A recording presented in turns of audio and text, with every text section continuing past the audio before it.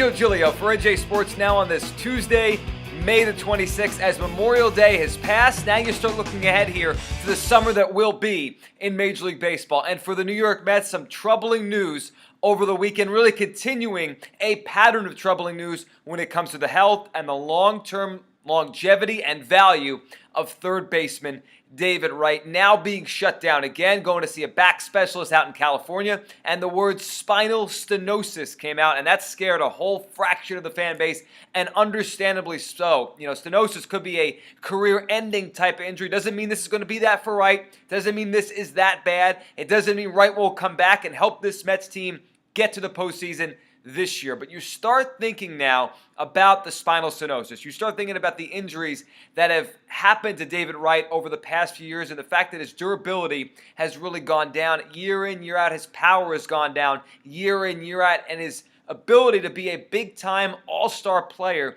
has gone down on basically a year in, year out basis. And you really start thinking about Wright's career and where he was and the contract the Mets gave him, 8 years, $138 million to be their franchise cornerstone, to be there as the Mets come back a little bit here. You know, Wright, when he was young and he burst on the scenes, the Mets were a very good team, and he was a big part of the reason they were a very good team. Leading in 2006, where the Mets, were this close to qualifying for the World Series, 07, 08, this close to getting back to October, and then everything started to fall apart. And Wright stayed through all of that. He was there through everything. They didn't trade him away. They re-signed him, and they wanted him to be their anchor, their captain, as the team came back to relevance. And you think about Wright's career and the career arc that he's had, and if this is the end of his days as a big-time player, and I think that's a legitimate concern to have. I think it's a legitimate question to ask. Will Wright ever be a star player again in Major League Baseball? And if you say no, it's going to be hard to argue that, considering now where he is in his age, his career,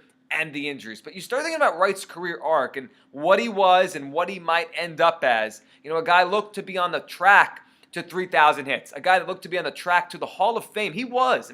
You may say, I don't know, David Wright, but he was on that kind of trajectory, and now health has taken him way off that trajectory. And it reminds me a little bit of a guy across town, a former Yankee captain in Don Mattingly. There's so many similarities in their two careers and what happened to them. We could start with just their raw numbers in their first great 6 years in Major League Baseball. The numbers really, it's eerie to look at them. It's eerie to look at how good each of them were and how similar each of them were. From the age of 23 to the age of 28, Don Mattingly had a .902 OPS, won an MVP, finished 4 times in the top 10, 5 Gold Gloves, and a wins above replacement of 32.8. Compare that to David Wright from ages 22 to 27, so roughly the same juncture of their career, of their athletic ability.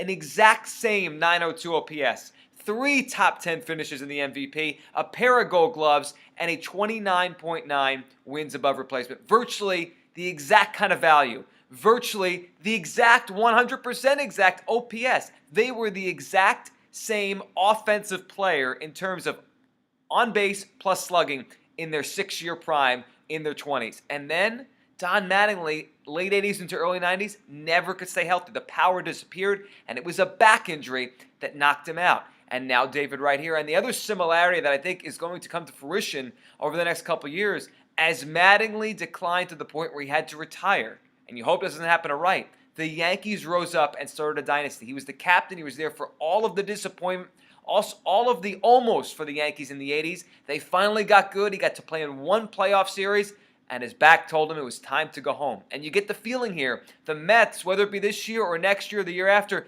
they're on their way here. They're going to be a very good team for a while. And for all those years, you thought David Wright would be in the middle of that, the way he was when he was young. Now you start to wonder if he's just going to miss the great days of the Mets, the way Don Mattingly missed the great days of the Yankees. I'm Joe Giglio for NJ Sports Now.